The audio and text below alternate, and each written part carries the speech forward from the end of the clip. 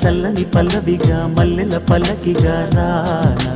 ఉక్కిరి బిక్కిరిగా మిక్కిలి మక్కువగా చుక్కల పక్కకు కొనిపోనా లేలెమ్మని